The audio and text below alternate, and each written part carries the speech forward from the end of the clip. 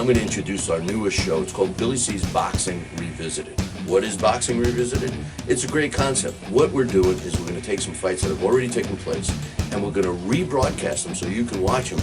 But the twist is we're going to call the fights like they're live. And a lot of these fights we are not even watching before we broadcast, so we're going to get that shock factor. So we're looking forward to this.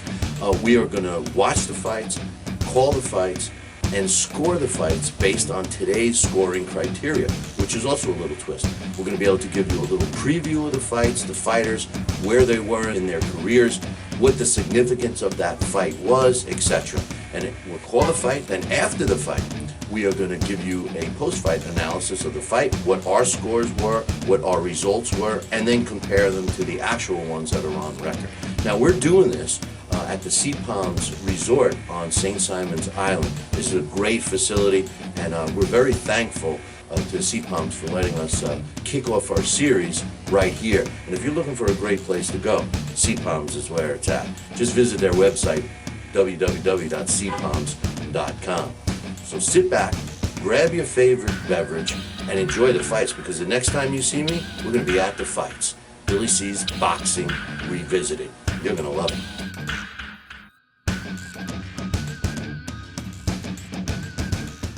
Billy C here, and I'm joined with my man Sal Cenicola, and we're back. That's right, we're back to give you guys another episode of Boxing Revisited. We're coming at you from the Sea Palms Resort in St. Simon's Island, Georgia. I want to thank all the powers that be here at the Sea Palms for letting us do our event here. I want to also give you special thanks to all of our friends, our basically sponsors for this event. First and foremost, the Sea Palms Resort. Check them out, seapalms.com. If you're looking for a fantastic place to go, take the fam, come right here on St. Simon's Island in Georgia. They have a PGA-rated golf course, great food, great people. It's a great time. Visit the website, seapalms.com. This show is also being brought to us in part by Boxing Hall of Fame Incorporated. Steve Lott has been kind enough to provide us with the video of these fights and giving us the opportunity to rebroadcast them. So we want to thank Steve. Also, Lee Wow Media for being my main man. My main man, Lewis, has been helping us a lot, and we wouldn't be able to do this without Lou. Also, the guy to my right, Sal Cenicola, and Sal's Neighborhood Restaurant and Italian, or what's wrong with me? I say it every day. I don't know. I say it every day.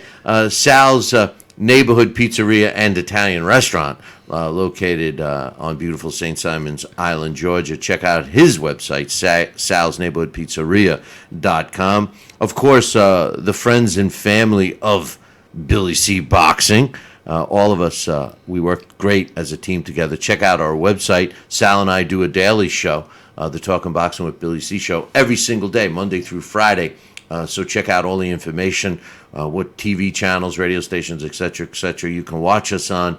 And you can also catch us on the stream every day right on BillyCBoxing.com. And special thanks to our producer, KHZ Media, and my man Jeremy from KHZ Media, who we actually have tied up. And, we don't feed him until after he's all done. So eventually somebody better check to make sure he's okay. And I'll feed him. Thank everybody for making this show possible. What is it? Well, in case you haven't seen it, we're doing a new show. It's called Boxing Revisited. Billy C's Boxing Revisited. Sal and I will take a fight that has happened in the past, and we give it a little twist. We call the fight. We're going to rebroadcast it for you to watch, and we call the fight like it's happening live right now.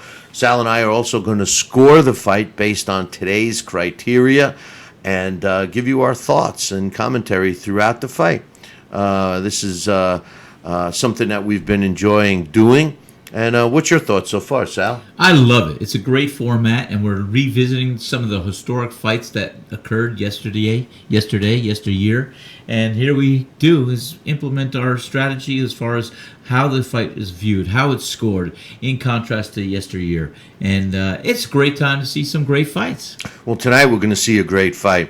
What we're looking at today is a world championship fight. Gene Fullmer was the world middleweight champion, and he fought on December 9th in 1961. He fought Benny Kid Paret, and this was a great fight, and this is the fight that you guys are going to see right now. A little history on both of the fighters. Benny Kid Paret was 25 years old going into this fight, and a very good fighter in his own right. He was a guy that loved to go for knockouts, despite him only having 10 in his career. He went into this fight with a 34 win and 35 win and 11 losses on his resume, and he was a quality fighter, Sal. Definitely, he was a tough gamer, and he always gave it his all.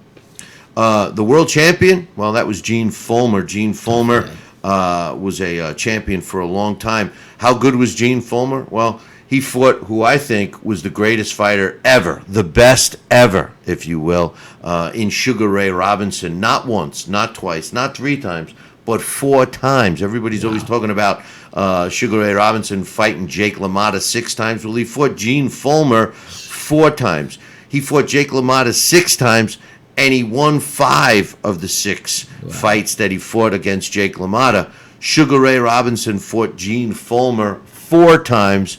He only beat Fulmer once, Sal. Wow, what a contrast that is. Well, this goes to show you how great of a fighter Gene Fullmer was, and Gene Fullmer is also an action-packed fighter, a guy that went for the knockout, but unfortunately didn't get that many throughout his career, which he had 24 total. Now, this fight you're going to see was actually took place in Las Vegas at the Convention Center back in 1961. This was before Las Vegas actually became the Mecca of boxing.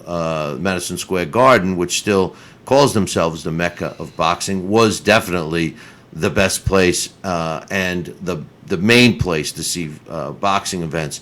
But during this time, in the early 60s, Las Vegas started its rise to where we are today, where most of the big fights are fought in Las Vegas, and this World Championship fight was indeed fought in Vegas, Sal. Absolutely, and we can tell you the years of the star-studded Vegas Strip, having all the celebrities there and having showcased fights in the past, and today as being the Mecca of where things happen on the entertainment basis across the board.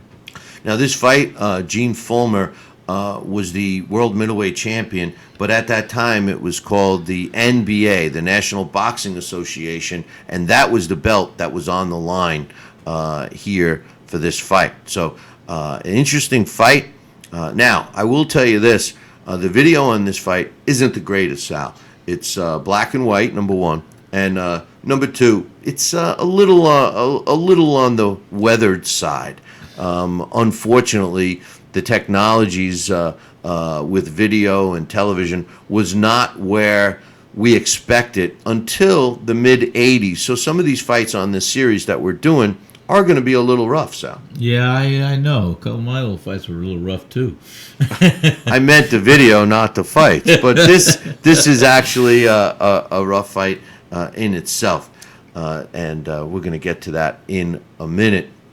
But one other thing I wanted to point out is that, and we'll get to this a little later, but Benny Kid Paret, now let me backtrack a second. During this era of boxing happened to have been on television a lot, and this fight was on TV as well. Now, the thing about boxing and TV is that it went hand in hand from the 50s throughout the early 60s and into the 70s, where it was on a lot. How much was boxing on TV, Sal? Well, it was on TV so much that they had a separate TV guide just to keep you up to date with all the fights that were available, which is amazing today. And considering there were only a handful of television networks, it really showed the interest in boxing during the era in which we're going to be showing this fight. It was a heck of an era back then. It sure was. And boxing networks scrambled for the fights.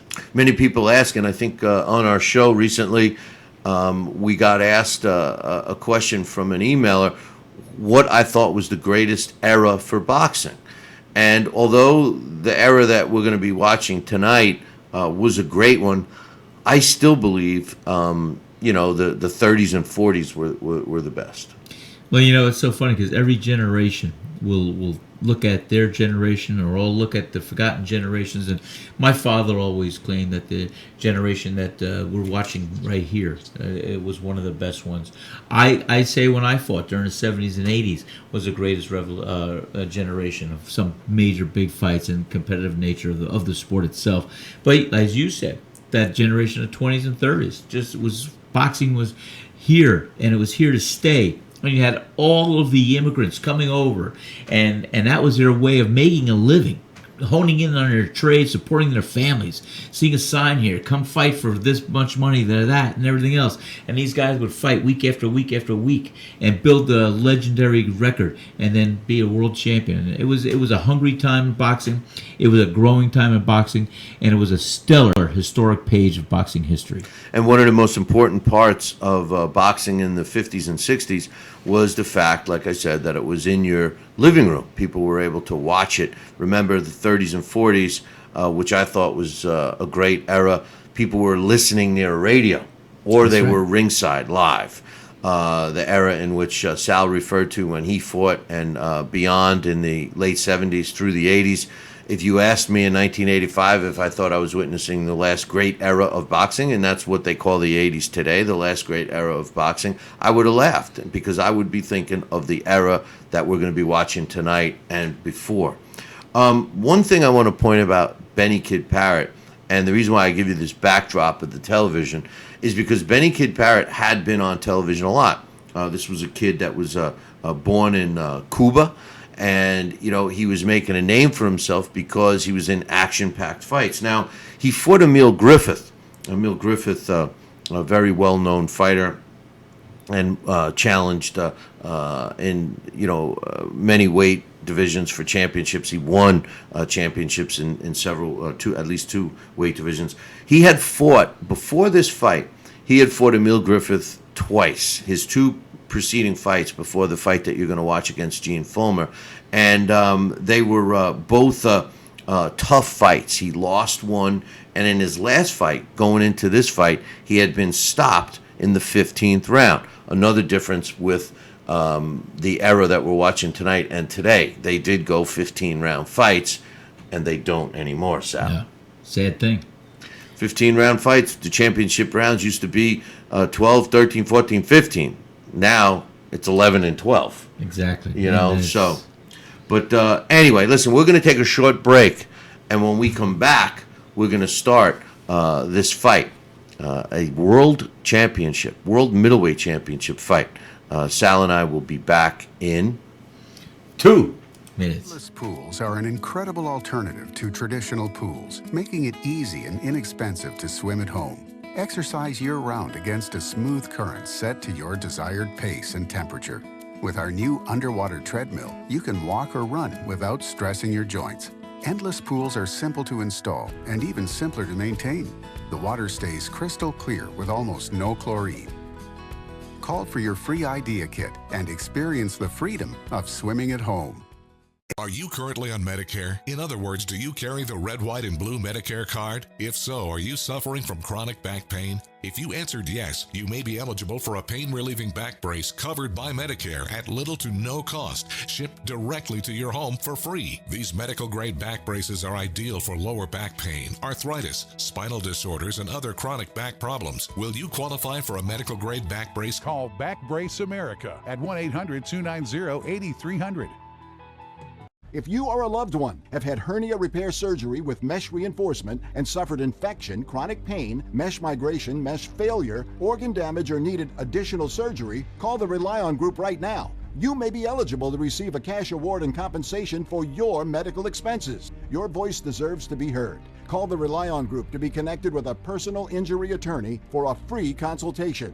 Call 800-715-4869. That's 800-715-4869. Snacking has never been this exciting.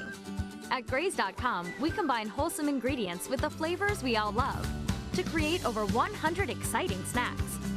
Like these. We'd love to send you a Graze sampler box for free. Just go to Graze.com, enter the code ENJOY36, and we'll mail your free box to your home or office. Join thousands of Grazers already in love with our exciting snacks. So come to Graze.com for your first box free.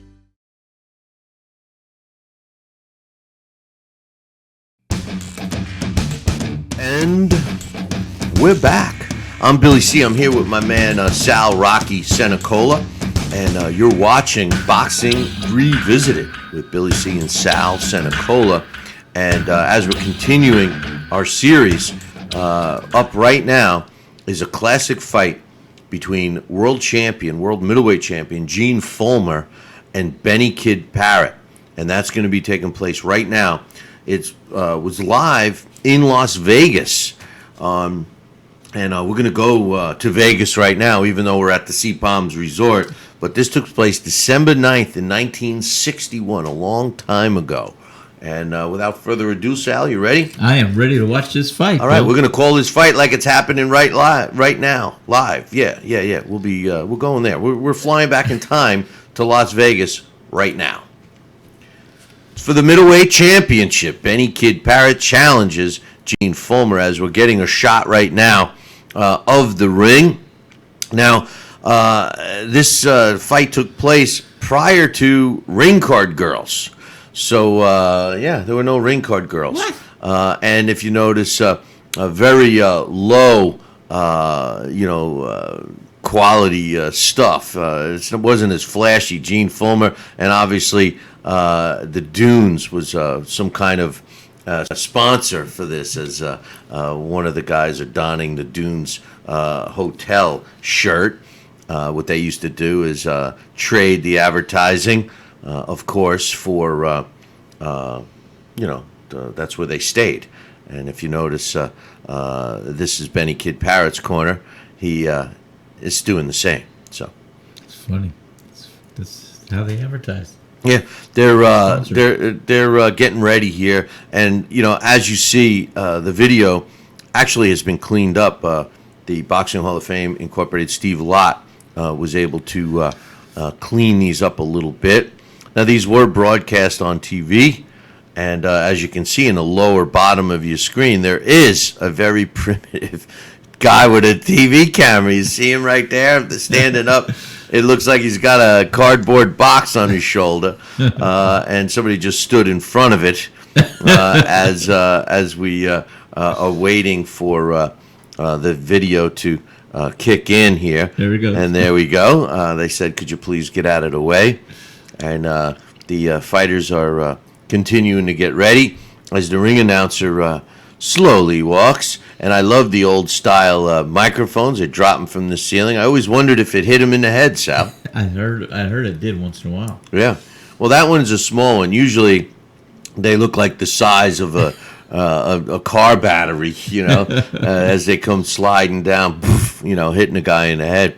But the ring announcer is doing everything he's got to do, like introduce the ring announcer. The ring announcer. No, I think they're singing the national anthem right now. Okay. And we should have actually spared all of the viewers from this. But, hey, you know what? We might as well.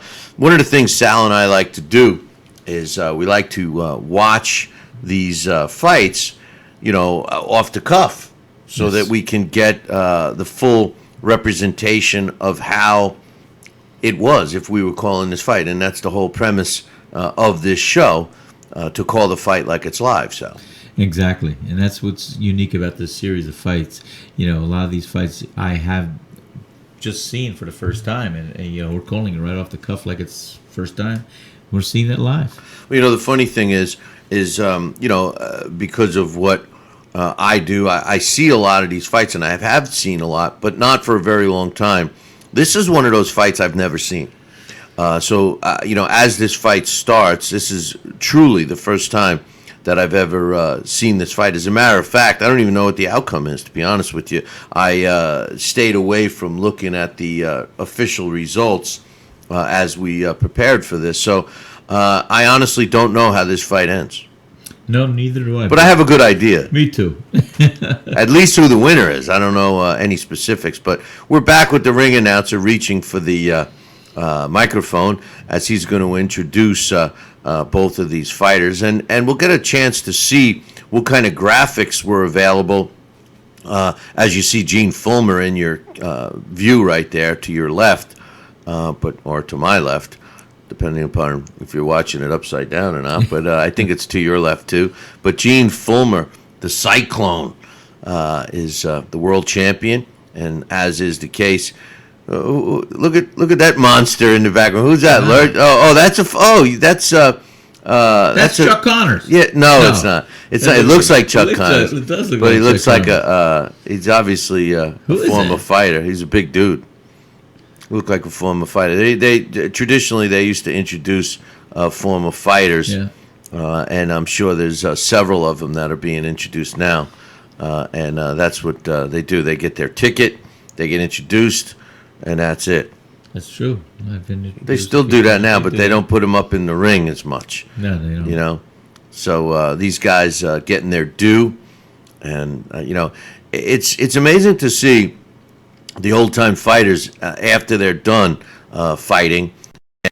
And, especially these guys all seem 100% great considering the wars that they were in. Absolutely. But a lot of pre-fight stuff going on here, Sal, before this fight, as we see Benny Kid Paret loosening up there in the corner, and he'll be wearing the dark-colored trunks, and Gene Fulmer wearing the light-colored trunks, appearing to be white to me, but in any event.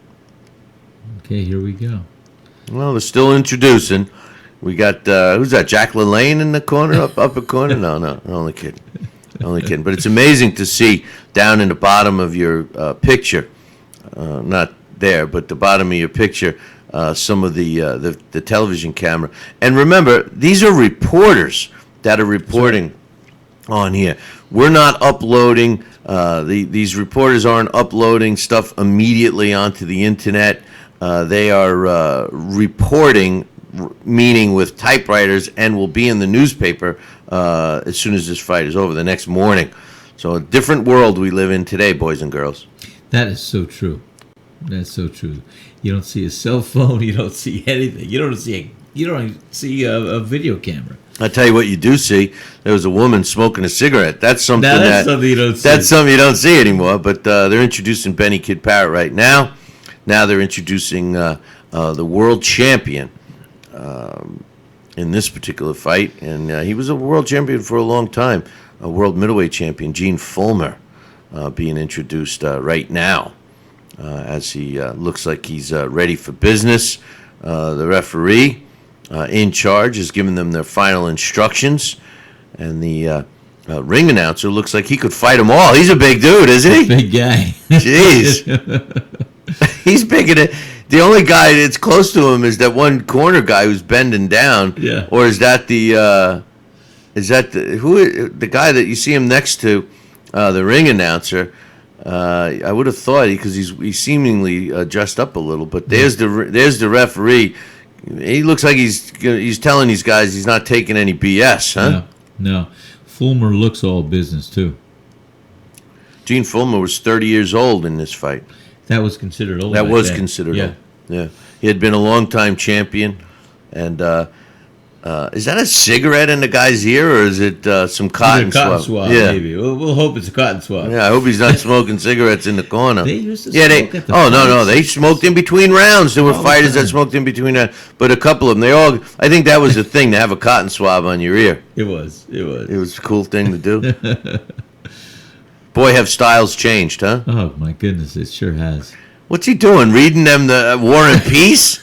I've never seen such. I mean, who is he? Is he inventing a coined phrase or what? I think several. Jeez, that was the longest set of instructions I've ever seen. And Benny Kid Paret, he's been bouncing on his toes for the last 20 minutes. Well, I tell you what, finally, boys and girls, round number 1, Gillette Fight Nights. This was a classic series. Classic. And here we go. Round 1, Gene Fulmer in the white trunks and Benny Kid Paret in the dark colored trunks, and Fulmer comes right out, messing around. He has no defense. His hands are down. No. But I guess what nice uppercut. Oh, beautiful, right? Did you see that uppercut? He had hit him with a right, followed him with a left hook. That put him in trouble. And Benny Kid Paret is trying to fight him off. I mean, he's tying him up, doing whatever he can do to hold on. He got caught early, Bill. His legs buckled, and Gene Fulmer. Ripped inside. Geez, I should have looked to see how long this fight lasted. But Gene Fulmer, no defense though. No defense. His hands are just flailing away, and I'll tell you what, it looks like a hard night ahead for Benny Kid Paret. Let me tell you something. You wonder why the fights were why people love boxing so much. Oh my God! This is nonstop from the first round. they jumped on each other. And this is the feeling out round. No.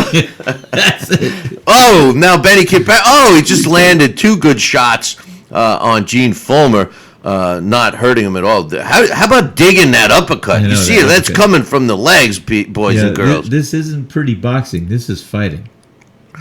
Is Paret trying to look at this? And he's coming back. There he goes with right hand. He just caught Gene Fulmer with a right hand. And Gene Fulmer felt that one. He did. Because he stopped in his tracks. He did. But it didn't go. I don't know about stepping back. That's the first time he stepped back when the referee pushed him aside. When he finally took a break from all the instructions he was given. But these two guys now, talk about getting in close. They're using their heads. They're using their heads, their elbows, and you can see them, Billy. And the referee's doing a good job letting them fight inside because they're tying each other up. They're jockeying for position is the term I use. And look, he's using his arm. He's tying one arm up. He's punching with the free arm. And this was classic inside fighting back then. Inside fighting. You took the words right out of my mouth. Something that referees of today do not let fighters do for some reason. Look at the power. Look at the leverage that Gene Fulmer is putting his body behind on the inside. Did you see that body shot? He's throwing body shots, uppercuts. Stereo. No, I was repeating what you're saying. Body shots, uppercuts. And delivery is fantastic. Here's Benny Kid Paret coming back, taking the shellacking in the first 30 seconds of the round and coming right back, and the referee breaking them up. Oh, nice bolo punch. Oh, there's a headbutt. That headbutt just pushed back Gene Fulmer's head, and it looked like an uppercut. Look at their heads on the inside, Bill. They're banging their heads. These guys, rams. No, these guys are. This is fighting. You're right. Is this a sweet science? No, there's nothing sweet about this science. This is a brawl. This is brawl. This is a war. There's no question about that. That's the end of the first round. And that was a tough one to score. Now, bear with us with some of the video because, like I said, this was all digitized from old footage. Tough first round. We're into the round number 2. I scored that first round, of course, for Gene Fulmer, but look at this. Benny Paret comes right out. He's Kid Paret away. Kid Paret is, both hands. Did you see the side, the body work he did, and he worked right up to the head. He threw a 10-punch combination. It looks like Benny Kid Paret should be boxing. He seems to have an arm reach advantage, and also chopping right here. Footwork. Look at inside what Fulmer's doing. He is loading up and chopping and delivering these blows. Not just arm punches, Billy. He's putting his whole body behind these punches. Look at this. You see this? Yeah, and when you look at these two fighters, you would think that Kid Paret is the bigger guy in terms of height, but he's not. He's actually an inch shorter than Fulmer, but his arms seem longer. Fulmer using that, when he does try to use a defense, he uses that cross arm. See, he keeps his cross arm over. But they're just wailing away. I don't think either one of these fighters wants this to go to the final this bell. is not going to go the distance. Did you see that? Look at these blows they're exchanging inside. As I said, they're tying up, jockeying for position. There's the first time I saw the referee almost separate them, but he didn't. He said, hey, just step back and fight. This is a fight. I tell you. This is what boxing was all about back then. Well, this is what, got so much interest. Look at this. I mean, it was entertaining. Toe to toe, Billy C. These guys. There's not a foot between them. Talk about fighting in a phone booth. I mean, these guys, and nobody's chasing anybody around the ring. No. Because they're just following each other. I mean, they're like locked together. Ooh. Fulmer got hurt. Fulmer got hurt from a counterpunch of a punch that he stunned Kid Paret with. What an entertaining fight. Oh, my goodness. Can you imagine? Look at this. Blow Body after shots. Blow. Body, head. I'll tell you what, Fulmer looks physically stronger. Who's that, Jack Nicholson smoking a cigar in the background? Probably. Oh, nice uppercut followed by an elbow. Oh. Look at the uppercuts. Do you see these uppercuts right there? Oh, my gosh. It's almost like Gene Fullmer just learned how to throw an uppercut because he's throwing a million of them. There was a left hook behind that uppercut and overhand right. Another thing that I love about these guys is they're throwing multiple punches, Sal. No, multiple punches. It's not just one punch, hold and wait. These guys are throwing some combinations. They're throwing some. They're executing some real good punches right here. Well, inside the body. Look at Paret come back here. That was a solid shot. Solid shot he gave on Fulmer. I mean, talk about solid chins. Both these guys have to be given credit for that. As the end of a very busy round 2. Tough round to score. Could I use the term vicious round? Yeah, no, vicious is good. Tough round to score. It is tough. I think, I don't know. I don't know what to score. I'm going to go against my rules, and I got to give that a 10-10 round. What did you say? I said 10-10. Yeah, that was tough. I mean, initially I would have thought Fulmer won the round.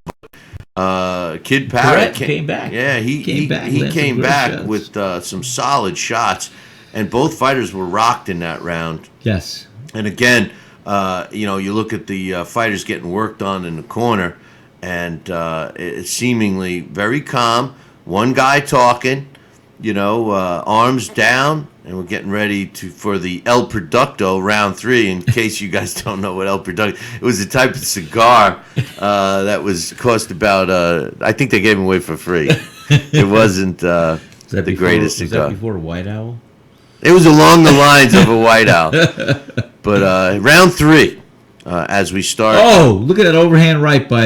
Another one. Vicious. He threw that punch a little too far away. Solid right hand there. Amazing. It's amazing that both of these fighters are still in this fight, Sal. Well, that's it. There's a definite ebb and flow here. One's receiving, one's taking, and then it switches. The tides turn. It's amazing. These guys are both in this fight, and they're both showing hearts of a champion to want to win. What I like, and Benny Kid Paret just showed you, he steps in and then he moves a little to his left, and bam, another punch. So it's like as he's moving, circling his target, he's throwing punches, and right up to this point. Well, just as I say that, Fulmer starts doing what he does best: uppercuts, working the body, breaking right hand. Yep, breaking his opponent down. And you know what, Benny, in the beginning of this round, he hit Fulmer with an overhand right that was devastating. Again, look at that. I hope some young fighters are watching this, because what we're witnessing is fighters breaking down each other, working the body. They're not headhunting. These guys are in tight, although they're landing some devastating shots on the jaw. I mean, it's hard to call all the shots. I mean, it's amazing. Uppercut after uppercut Fulmer after just uppercut. Took 3 shots. And Fulmer's working the body, too. And look at this. Paret's jumping right back on him. He gets caught with an uppercut coming in. Each one of these punches from both fighters seem like they're landing bad intention punches, and both fighters are not known for knockout power. It's amazing. No, exactly. Gene Fulmer in the white trunks. Oh. And Benny Kid Paret in the dark colored trunks. Another uppercut. Look at these uppercuts lifting the head off their opponent. Unbelievable. Brutal fight so far. Yeah. A little south of the border by Gene Fulmer. Yeah. And the referee gets right in there. Referee looks like he wants to throw a couple punches a little I bit. think he does. He's the one moving around the ring. These You know, guys are just have you standing. seen any jabs thrown? No, I haven't seen one jab. No. I haven't either. I mean, maybe the corners should be telling these guys, throw a jab or two. Look at that. That was a lead overhand, right? I guess you don't have to worry about setting up your distance when you're fighting inside a phone booth, huh? No. That's all this is, a phone booth. I haven't witnessed much defense in this fight. No, I think they're blocking each punches with the chin. Yeah, they're using the chin block, something a current trainer, Virgil Hunter, likes to teach his fighters. Oh, my gosh, look at this. Look at Paret come right back.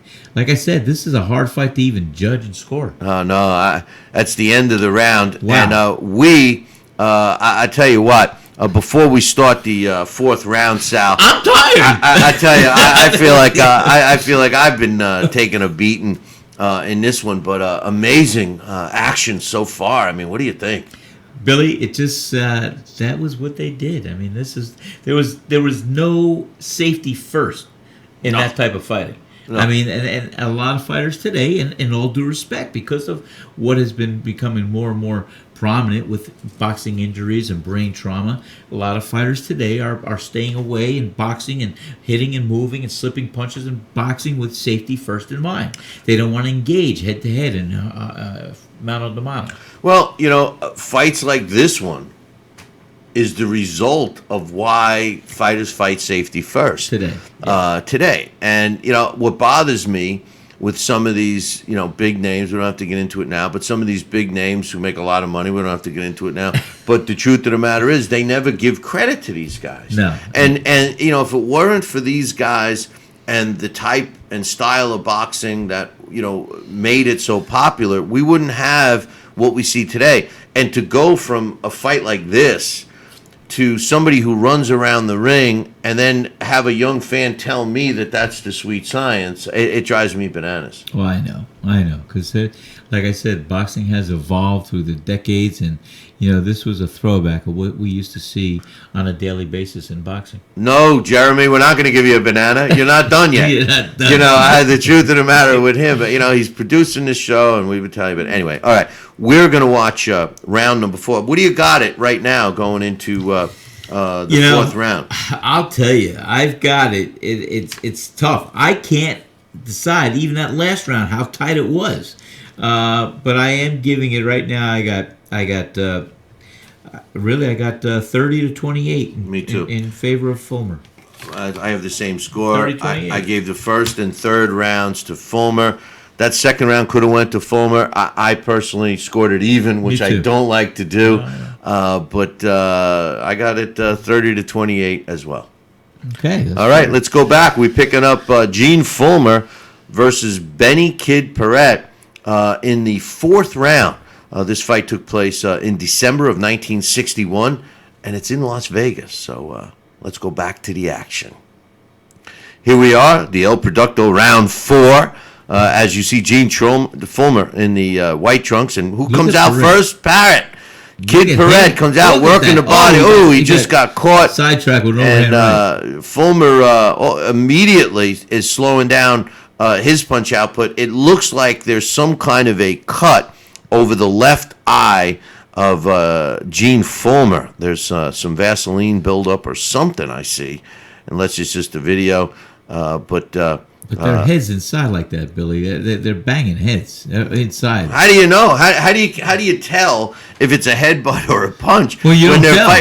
What a solid overhand right, and Fulmer following it back up. But Kid Paret right there to take more punishment. Right there with an elbow following the right hand. Oof, I tell you what, they use all of the punches, the rights, the lefts, the elbows, the heads. Doesn't matter. No, they want to win.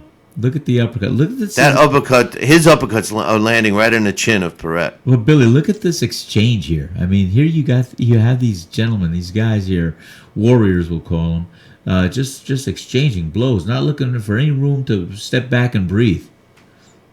I tell you, the amount of punches that have been thrown so far and landed, even though we're in the fourth round, I'm shocked neither fighter has taken a breather. And to be honest with you, this particular round was the first round that I saw Gene Fullmer slow down his output, but that was ancient history in this round. Unbelievable. Yeah, look at Paret come back with the body shots, working to the head. Fulmer just loading up on him on the inside with a free hand. You noticed that. One arm was tied up, the other arm was free. He was throwing the uppercuts. And why fighters don't do that today, I don't know. It's part of the rules. You're allowed to do it, but when a fighter gets tied up, they wait for the referee to break it up. And speaking of referee, the only time he's even in the picture is when he has to break these guys up. Then he goes way out of the way. Yep. And that's what I like. Fulmer got hit with some shot. And the ropes are covered. They're covered in this fight. You're right. As these guys continue to go toe-to-toe. This is where the term toe-to-toe really came into play. You see those vicious overhand rights. Each fighter just threw on the other. Both of these fighters are throwing punches, and I hate to use the term, but with bad intentions. And what a solid. His face just impacted. And not only that, overhand but right. His legs buckled, but he's still right there. He's still right there, throwing punches right back at him. What a tough guy. Wow. And, maybe too tough for his own good. Unfortunately. And these guys continue to exchange. What a tough fight to score. And that's the end of the round. And Sal, we're going to take a short break. We'll be back in 2.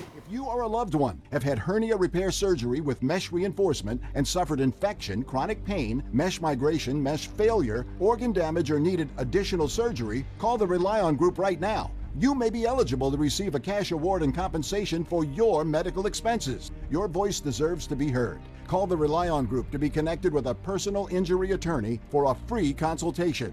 Call 800-715-4869. That's 800-715-4869. Snacking has never been this exciting. At Graze.com, we combine wholesome ingredients with the flavors we all love to create over 100 exciting snacks. Like these. We'd love to send you a Graze sampler box for free.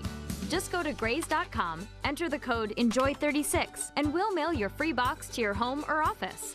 Join thousands of Grazers already in love with our exciting snacks. So come to Graze.com for your first box free.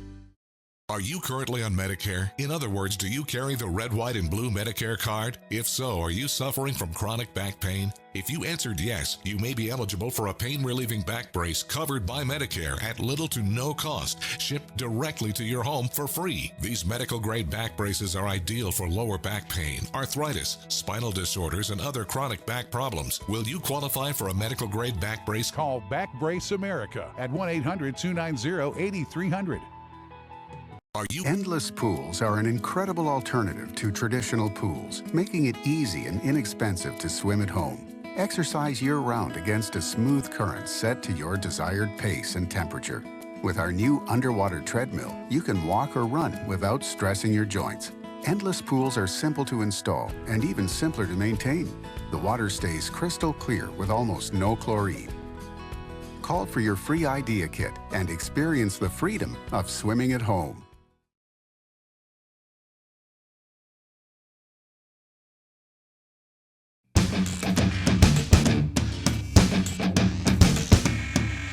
We're back.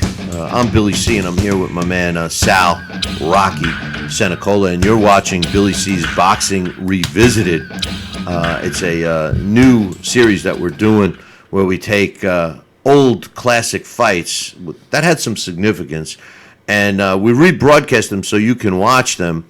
But the twist here is that we're calling these fights as if they were happening live, and to be honest with you, I haven't seen this particular fight. I watched it before in the past, but have never watched it as closely as I am right now, Sal. And I know you haven't seen this fight at all. No. And I think we're trying to call it as if it's live. And I'll tell you, the way I'm watching it and enjoying it with you, we're elbowing each other and hitting each other. You know, and it's like we're at this fight, you know, which I love. And I tell you, a big difference with the way the style is today compared to when these two warriors, and that's an understatement. Yeah. When these two warriors fought, is like night and day. I mean, you can see why so many people were boxing fans back then. Oh, absolutely. I mean, these guys, they just let it all hang out. They do their best to get inside, get the advantage of each other, and they're relentless. They're relentless, and they're just unyielding, and it's just unique to see. It's a rarity today if you do see something like this, which happens every once in a while. But this fight here was representative of what happened back in the 60s and 70s. And it started from the first bell. Yeah. I mean, as soon as that first bell rang, these two guys went after them like they both, beat up their sisters, because... Cat and dog. Yeah, I mean, they went right after each other, and it hasn't stopped. And like we talked about, before the fight started, neither one of these guys were known as knockout punchers. I'm amazed at that. No, it's amazing because you see the execution of the punches, the delivery. They're coming over the top with the momentum. It looks like they're throwing all the points of contact with the toe, the knee, the hip, the body, the trunk, the core's going into it. And I can't see they didn't have any more knockouts than what they've had. Well, they also had some solid chins. Well, because, that's true, too. I mean, it's unbelievable. Well, we're going to get you back to the fight. We had just ended the fourth round, and as I update my scorecard here, that was another tough round to score. To be honest with you, how do you got your score so far? They are all tough rounds to score, but I do have a score of right now with Gene Fulmer leading 40 points to 37 points.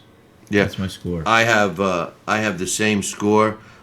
Giving all the rounds pretty much to Gene Fulmer, except the second round, which I scored even.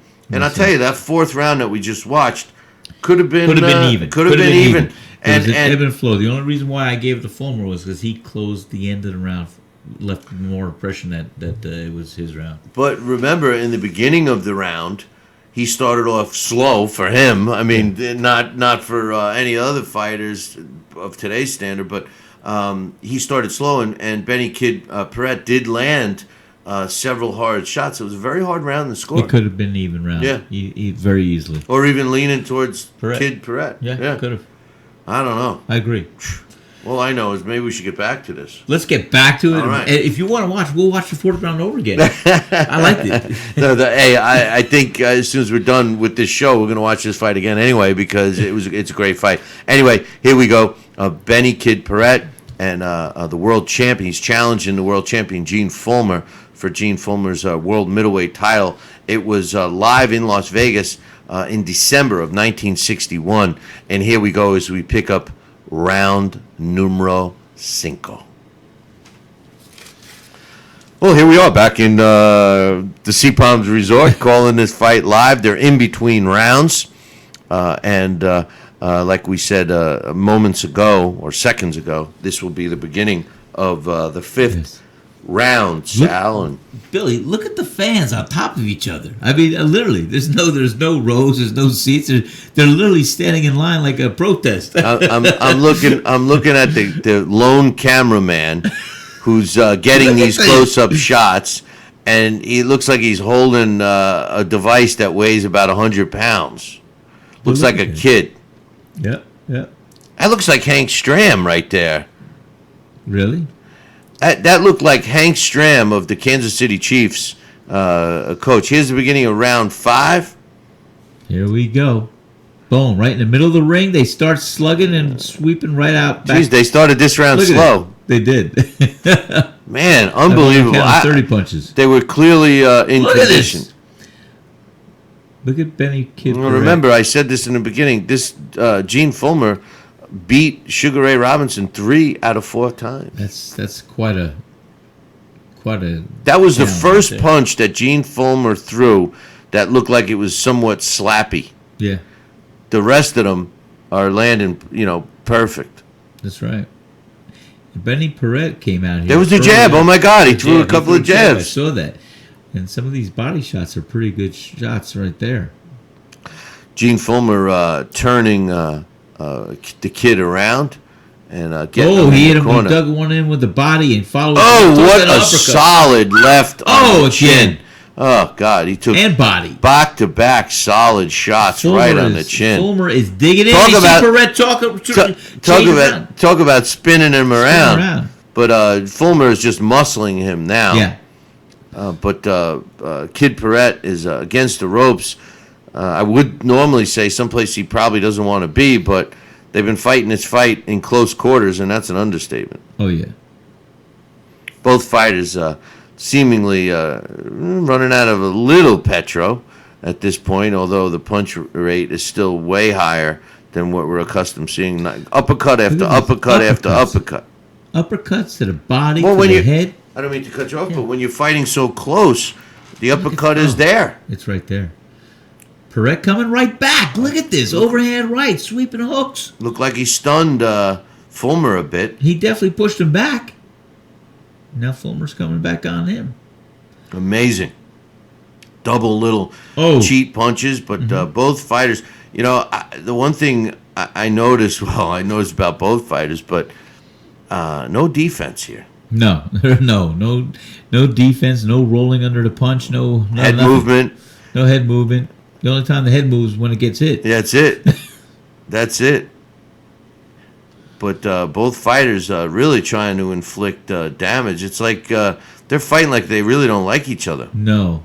And Billy, one can appreciate the conditioning and the great condition both these fighters are, because to put up with a pace of like this over 5 rounds thus far is phenomenal. I mean, right then and there.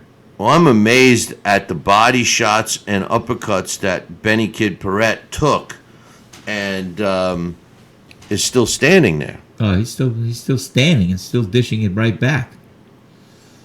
As we were in the middle of the 5th round, and the only sign of any kind of defense, and that was the end of the 5th, was with the offense.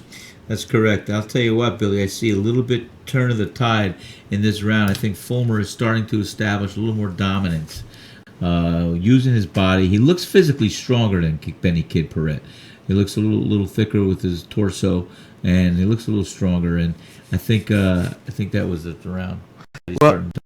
Well, I tell you, it is starting to catch up to Kid Paret. He's taking some hellacious shots now, and Fulmer seems to be pouring it on here, but he's not abandoning the body just yet. He is mixing it up a little more, throwing his punches from a distance that he obviously has honed in, but the uppercuts and body work, he's still throwing them as well. No, he's right back at it, too. And these guys, look at the body shot here, the uppercut. Look at Paret come back with a 3-punch combination. And then over the top, boom, an uppercut, bam. Fulmer comes right back. What an exchange. It's amazing, like you said, the conditioning aspect of these warriors, because obviously there's no punch stats available or anything like that, but it would be interesting to see somebody taking these kinds of fights and doing that, recording the punches. I would love to see how many punches they threw, even if it's subjective. Exactly. But look at how these guys are fighting inside, digging these punches in and landing home. I mean, their ratio is about 2 for 4, easy. But look at that. Do you see the uppercut just hitting your sweeping right hand? Another right hand. And Paret comes right back. His uppercut and a hook. They're landing This is unbelievable. They're landing flush. Flush. I mean, it's unbelievable is right. Oh, Bill, this is unbelievable. Look at that overhand right. Uppercut, right. Boom, uppercut. Now Paret's not answering back. No, it's almost like this is hurt. what Fulmer does in the now gym. He comes back. Now Paret's coming back. Back to back. Ooh. Oh, my goodness. Uppercut of his own. Paret leads right after taking 2 solid rights from Fulmer. Fulmer over the top right on the eardrum. Right above the eye now. There's the shoulder. Yeah, he's using the shoulder, the elbow, the head. This is a brutal fight. This is what these guys did back then. Middleweights, 160 pounds, same day weigh-in. Yeah. So you're not seeing, and again, the old video, you're going to get some of this type of stuff, which we're getting right now. Who knows? They had one stationary camera, And then the camera that we see, the guy holding that looks like it's 150 pounds. Well, that was the end of what we have on the video for this fight as we begin round 7. And I think that round was another one in the bank for Gene Fulmer. I got him 60-55 right now. Exactly what I have, Bill. 60-55 on my scorecard. And he picks up where he left off. Look at that. He's got Benny Kid Paret in some trouble, continuing to work the body, and continuing to give us a pretty entertaining fight. Yeah, look at that. The heads. The heads are leaning against. Ooh, what a short, solid left that landed flush on the noggin. Yep. These two guys are going at it like they really don't like each other, and like I said earlier, I don't think that's the case. I just think that that's how they fought. Exactly. Like there's no tomorrow. Well, they both want to win this fight. We see that. Well, it's a world title shot for the kid. What a heart. These are hearts of champions being displayed right here. Look at that. Did you see that uppercut he caught him with? He just caught Fulmer with a right, left, and a right, and then followed with a left uppercut that stunned Fulmer. But Fulmer keeps coming back now. Look at that other uppercut. This is my point. Fighters don't throw multi-punch combinations No. anymore. That was a gimme in this era. No, it was.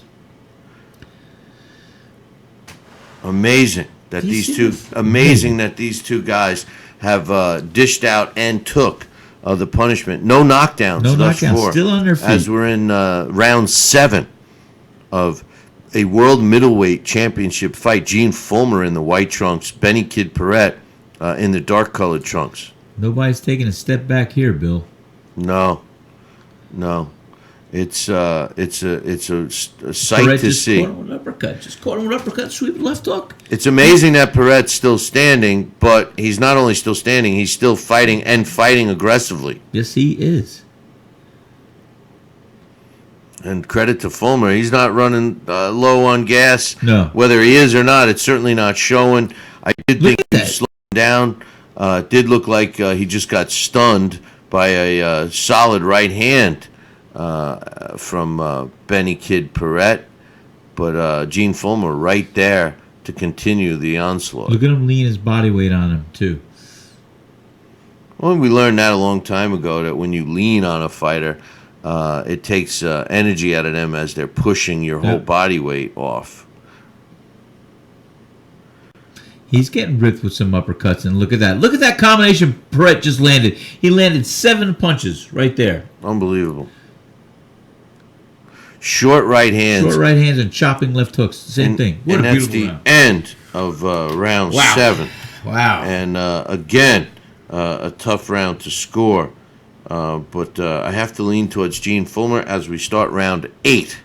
And we will have to take a break after this round. But round number 8 going on right now between Gene Fulmer and Benny Kid Paret. From the action in the first round, Bill, I didn't think we'd see the 8th round. No. And really, with the exception of a couple of rounds slowing down just for 30 seconds, we haven't seen much non-action in this fight. I mean, this referee is pretty much out of the picture unless he breaks them up, and they're still digging those uppercuts. But look at the clash of heads. Look at this and that. They don't. I mean, there's no butts. I mean, they're banging. Their heads are right next to each other. Well, I did notice some kind of swelling or a cut with Fulmer, but I haven't seen it get worse, and I haven't seen. I mean, with the way these guys have been landing punches on each other, you would think that they would be busted up at least by now. Oh yeah.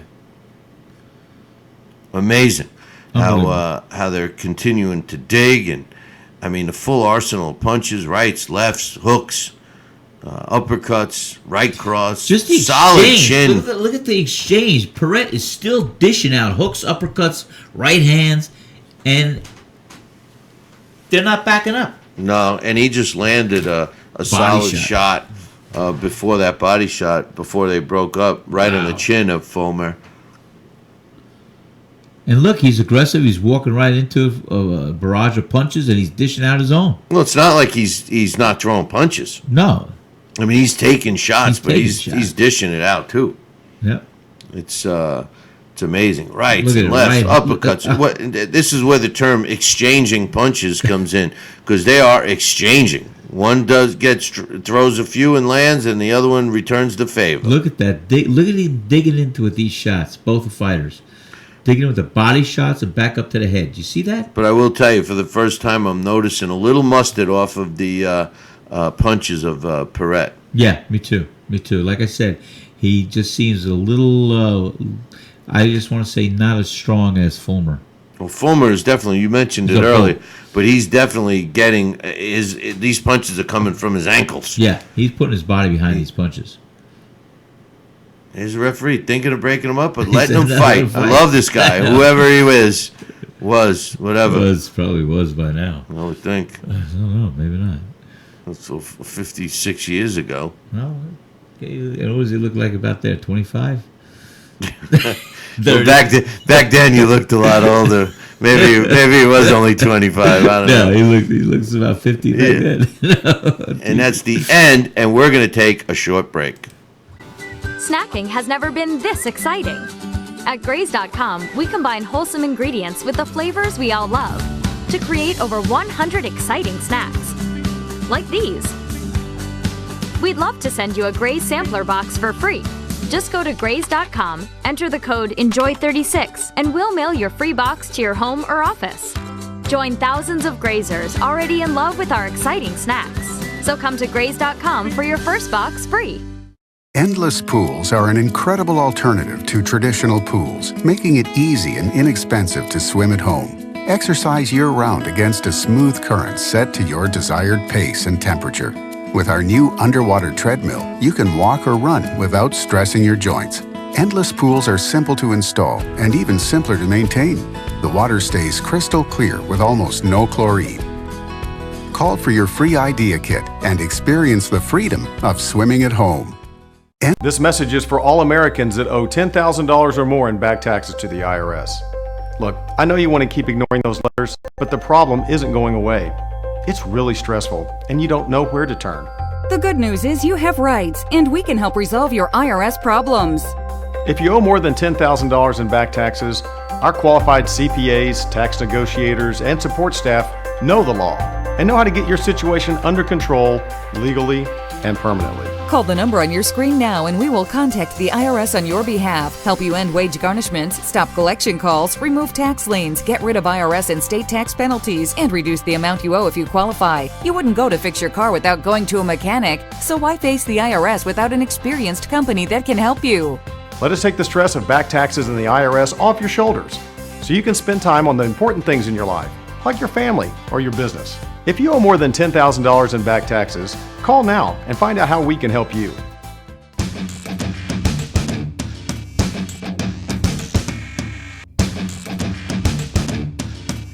I'm Billy C. I'm here with my man Sal Cenicola, and we're in the middle of a fight. You want to call it entertaining? Oh, You want to call it a war? You want to call it a battle?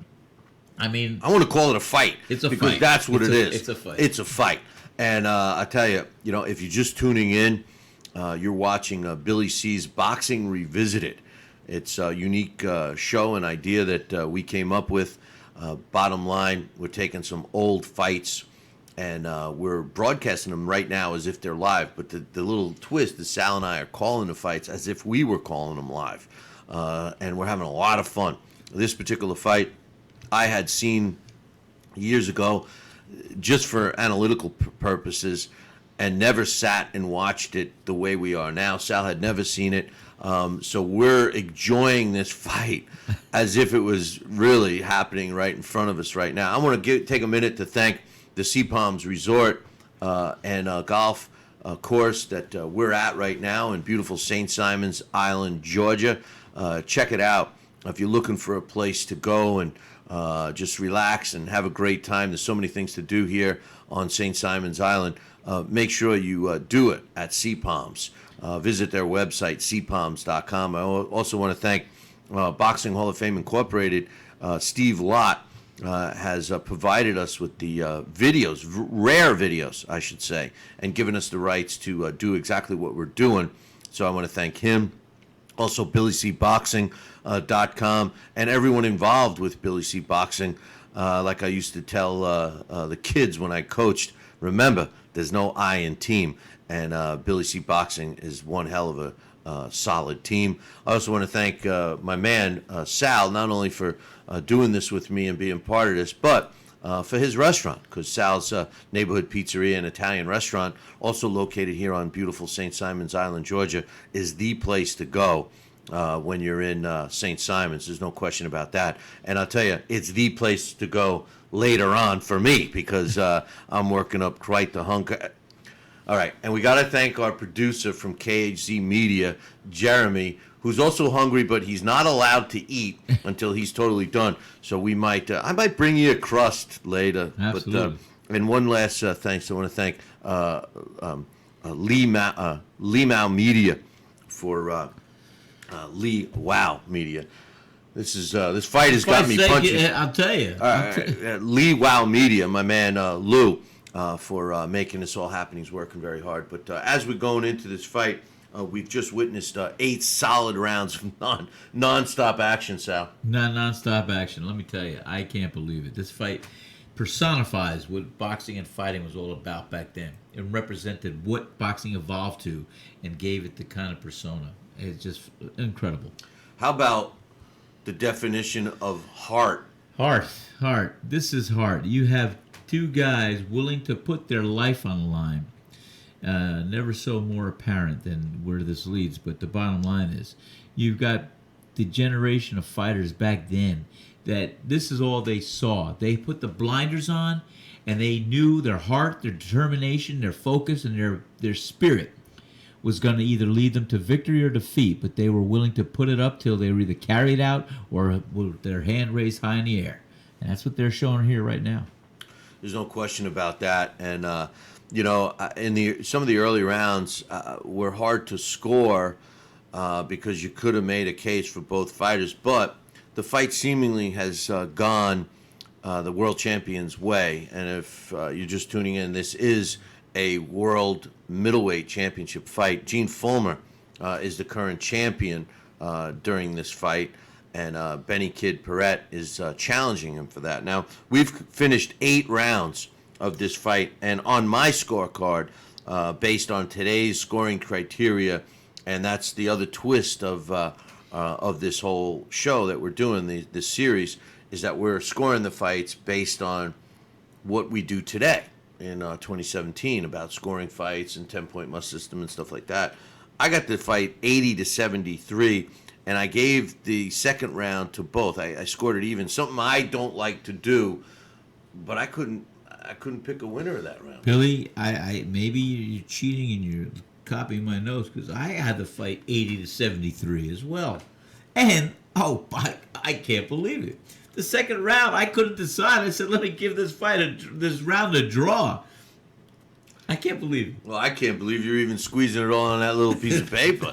I offered to give him a regular scorecard, but he says, this is the way I do it. And I was like, you can't do it on your hand anymore, Sal. You got to put it on a piece of paper. So, he tore off, it looks like a piece of a gum wrapper, but whatever. It's a little bigger than that. But a little bigger. Anyway, this fight took place at the Las Vegas Convention Center. A couple of interesting things that we noticed. First and foremost, the footage is a little rough.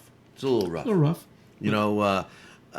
They were still fairly new with television filming. 8mm, whatever. The lighting just wasn't right. They had one camera, and then occasionally you see them switch to that second camera, which you can see in the camera shot. There's a guy on the lower part of your screen holding this long, it almost looks like it could be a body in this thing, and occasionally you see them switch to it, and it goes down, it gets a hand in front of it.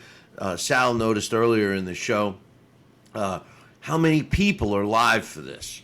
Something that, here in the United States, we don't draw as well anymore. Even the biggest names in the sport, they choose to make their money with pay-per-views. A big draw here in the States might be 18, 20,000, with the exception of live events at the Dallas Cowboys Stadium. Now, that's not the case over in Europe. In Europe, they draw 30, 50, 80,000 people. Wembley Stadium and all the other places are filled to the gills, and rafters. So there was a time when we, the United States, also filled up stadiums, and the fight that we're broadcasting right now is definitely indicative of that. Definitely one of the reasons why. Exactly. Another thing that we noticed about this particular fight, which is a lot different than today, no ring card girls. No ring card girls. And Bill, you said something that you and I often discuss on the show. The different rules and regulations of how boxing is worked today as opposed to when it was back then. With the weigh-ins, with the rounds, with the just overall things like that are enough to, say, hey, maybe we should get back to that. Well, the weigh-ins were the same day on this fight that you're watching. Another thing we noticed, they throw a lot of punches. They throw punches with their left hand, their right hand, their left elbow, their right elbow, their forehead. They're working. I haven't seen one warning of hitting below the belt, although I've seen many punches that strayed quite below the belt. So basically, I think this referee is doing a great job.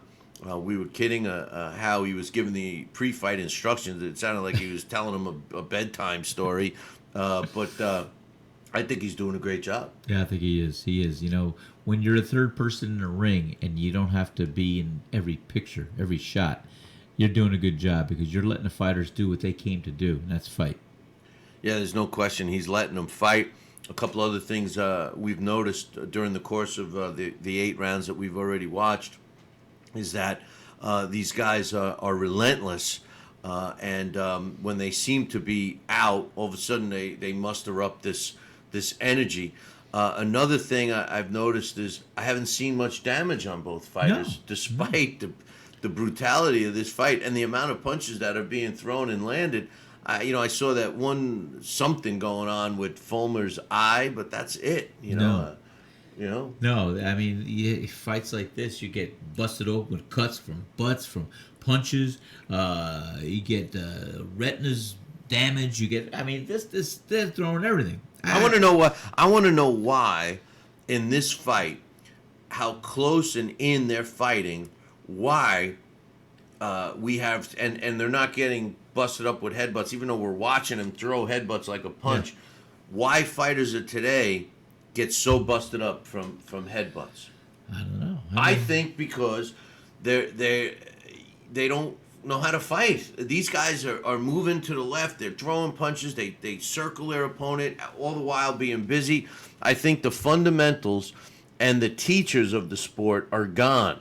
And I think what we might see a more humanized version of boxing, which might be a good thing. That'd be a good thing. But I also think we're lacking the teacher aspect, Sal. It's like I said too, Bill, on the show. Whenever I had the opportunity to train with a great trainer, such as Ali Stoltz, Chicky Ferrara, Richie Giacchetti, Lou Duva, and I cannot forget Don Turner, Johnny Torres, all these guys.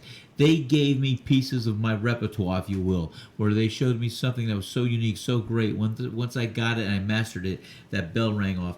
And you know what they would all say? Every one of them. Sal, just remember, one day you pass that on, you show it to another fighter. That's what used to happen.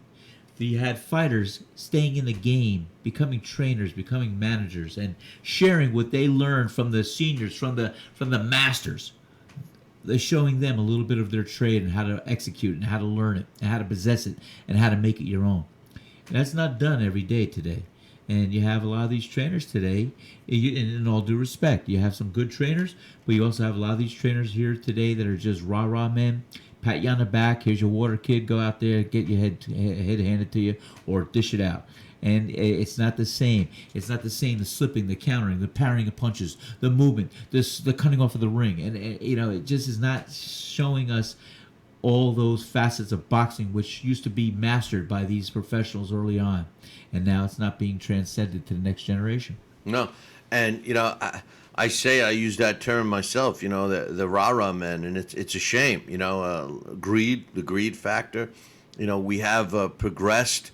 As we watch this fight, you wonder if a referee would have stepped in. I mean, both fighters are still throwing punches. I mean, how do you stop a fight like that?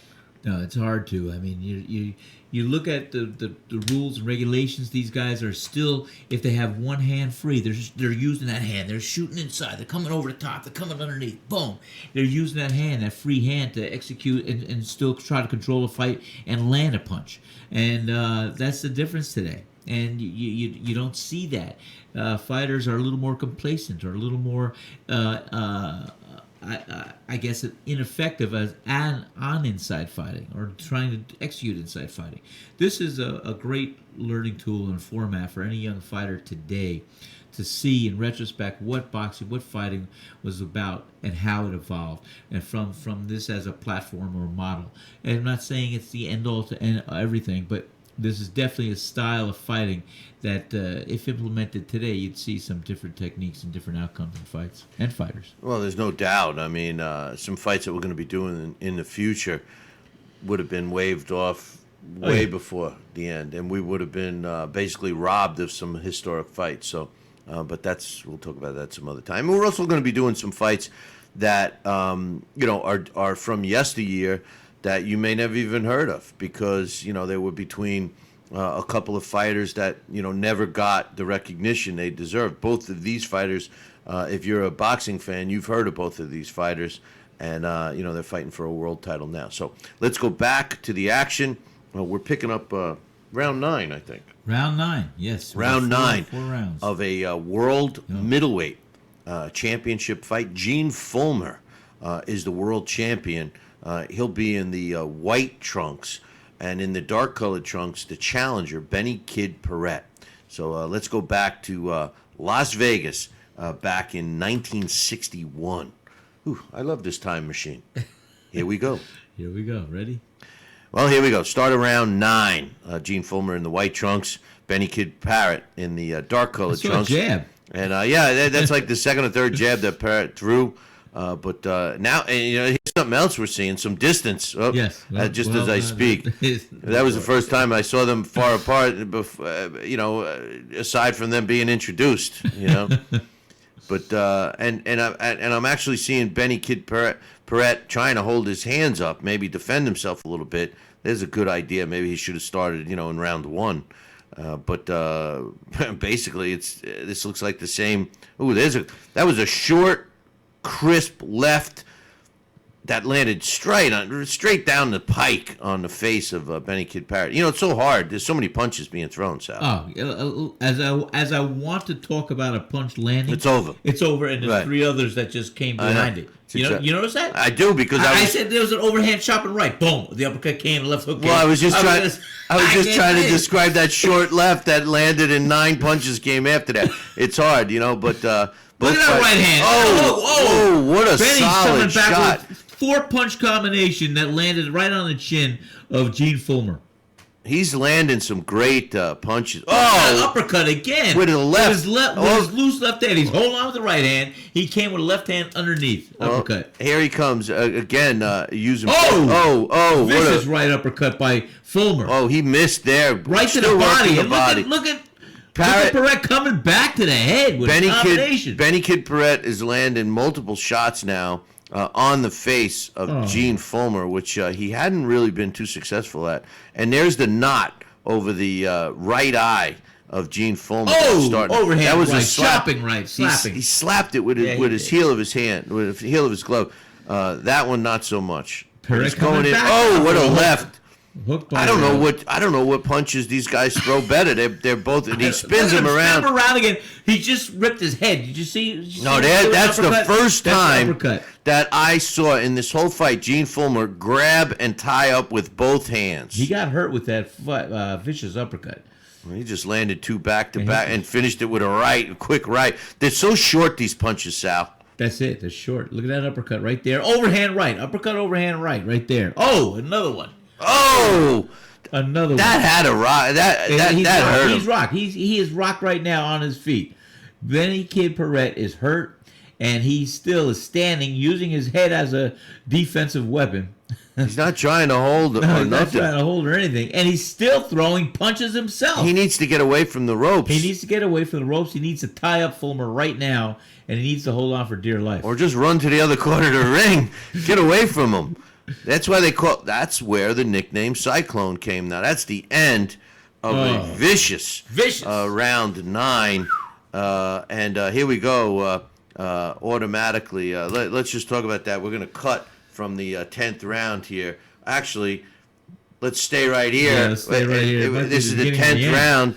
And we got Fulmer's ripping him apart. Oh, the body shots are hurting him. And he's holding out one hand. He's ripping uppercuts with the next. And look at him come right back. Benny's coming right back. I don't know what kept him. He went down. He just took a knee. And he's taking a count here. Benny Kid Paret saying, "What are you doing?" But he needs that. He needs that rest. Yeah, look at his eye. Sure. He's showing some effects too. He came right back. He hit Fulmer with the right hand. Fulmer's pouring it on here, or trying to, and he's got him, and all of a sudden Paret's not landing with any kind of pop behind those punches. I wish that count was a little longer, but they both of them are showing the effects physically now. From this fight. I mean, what a brutal fight. Oh, body shot. Boys and girls, watch Gene Fullmer continue to work the body. He has not bailed on it yet. No. And look at Paret coming right back with his own punches. Look at this. Unbelievable. Body head. Did you see him? He just rocked his head. Unbelievable condition Fulmer. from both of these guys. And Fulmer just leaning on him. Again, I think he's a little more dominant with strength. He's leaning on him. That's his 2 seconds of rest. That's it. That's all he's getting. Right, the uppercut, the solid right. Again. Oh, my goodness. Left uppercut, overhand right.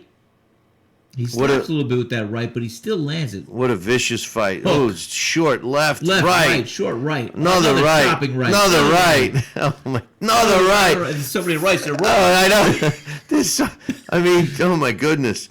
He mixed it up. He went down with a body shot. Body shot. Hit him with a right hand right underneath the... That hurt. That is hard to get up from. No, doesn't finish the count. He should have stayed down for 8. Something they changed. There he's down again. And they're counting. Look, it doesn't look like he's going to get up after this. He's at 8, look at this. 9, 10. He's out. Knockout loss. Wow. Benny Kid Paret gets knocked out. He's dropped 2 times in the 10th round, and then finally gets KO'd. What a vicious fight. Listen, we're going to take a short break, and we're going to let you see some of the mayhem here in the ring, and then we're going to take a short break and give you our post-fight analysis of the fight and where the fighters went. Some changes in the rules, and now that you get a good look, he is a little puffy. Looks like E.T. He looks like he was in a war. No, look at that. But he's making his way over to the corner, and they're still looking at Benny Kid Paret. And I tell you, the body shot was the beginning of the end. But as we watched him clean up, I would have thought with all of the fights, with all of the punches that he took, I would have expected a little more damage on both fighters. But hey, listen, we're going to leave this boat and take a short break, and we'll be back with our post-fight analysis in about 2 minutes. Snacking has never been this exciting. At Graze.com, we combine wholesome ingredients with the flavors we all love to create over 100 exciting snacks, like these. We'd love to send you a Graze sampler box for free. Just go to Graze.com, enter the code ENJOY36, and we'll mail your free box to your home or office. Join thousands of Grazers already in love with our exciting snacks. So come to Graze.com for your first box free. Are you currently on Medicare? In other words, do you carry the red, white, and blue Medicare card? If so, are you suffering from chronic back pain? If you answered yes, you may be eligible for a pain-relieving back brace covered by Medicare at little to no cost, shipped directly to your home for free. These medical-grade back braces are ideal for lower back pain, arthritis, spinal disorders, and other chronic back problems. Will you qualify for a medical-grade back brace? Call Back Brace America at 1-800-290-8300. Endless pools are an incredible alternative to traditional pools, making it easy and inexpensive to swim at home. Exercise year-round against a smooth current set to your desired pace and temperature. With our new underwater treadmill, you can walk or run without stressing your joints. Endless pools are simple to install and even simpler to maintain. The water stays crystal clear with almost no chlorine. Call for your free idea kit and experience the freedom of swimming at home. Snacking has never been this exciting. At Graze.com, we combine wholesome ingredients with the flavors we all love to create over 100 exciting snacks. Like these. We'd love to send you a Graze sampler box for free. Just go to Graze.com, enter the code ENJOY36, and we'll mail your free box to your home or office. Join thousands of Grazers already in love with our exciting snacks. So come to Graze.com for your first box free.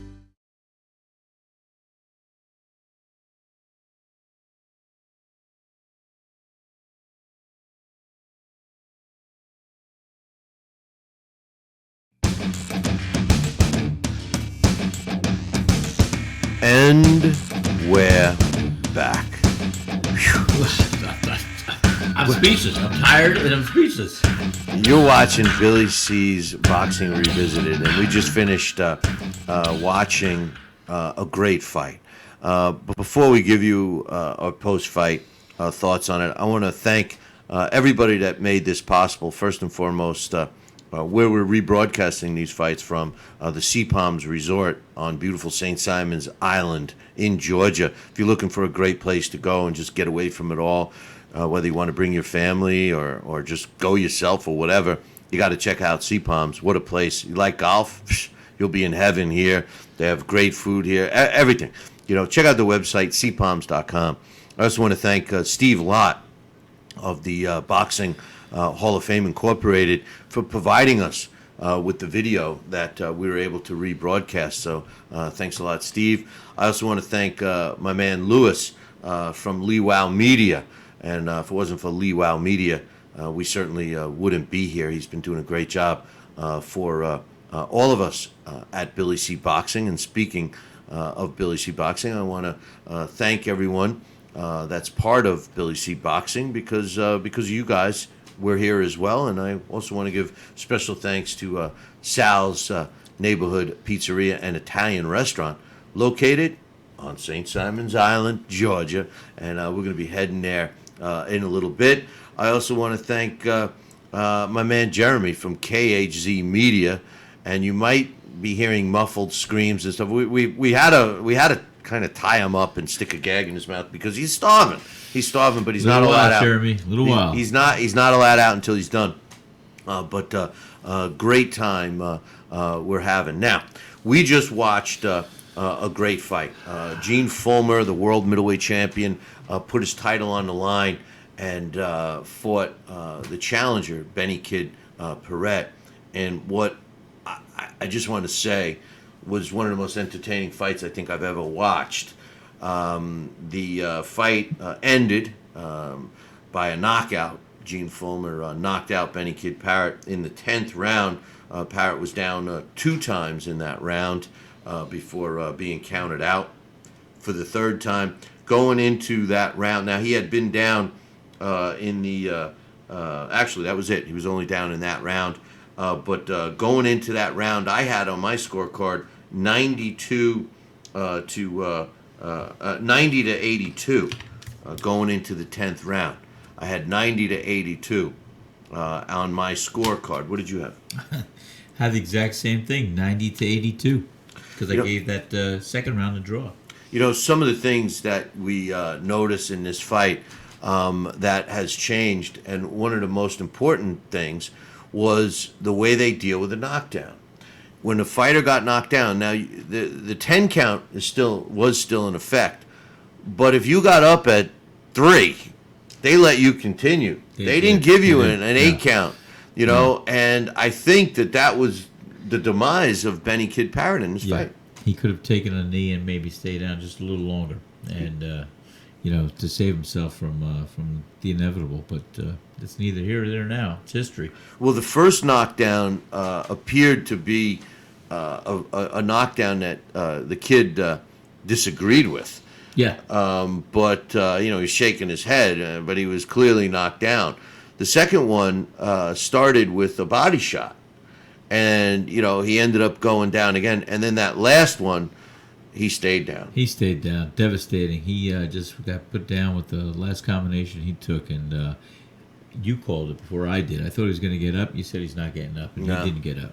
Well, what we gather from this fight and what we witnessed was that I guess if you had one word to describe it, brutal would be the word that comes to mind. It was a brutal fight. I mean, it was a tough, brutal, enduring fight. And you saw the heart of a champion in each of these fighters. And the conditioning was phenomenal. These guys came to punch bell to bell for 15 rounds, and they did it through 10 until finally the punch landing from Gene Fulmer actually was enough to stop Benny Kid Paret after a night of exchanges that would have ended fights by today's standards in half the amount of rounds.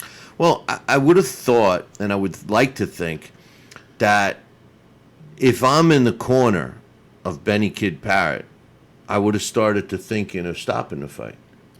Yeah. But the argument there would be, it wasn't like he was a punching bag taking shots. He was dishing out the punishment just as much.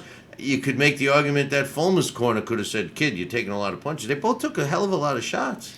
Both took a hell of a lot of shots, Billy. And you know what's so amazing was there wasn't ebb and flow. There wasn't any one time that Benny Kid Paret was not in this fight.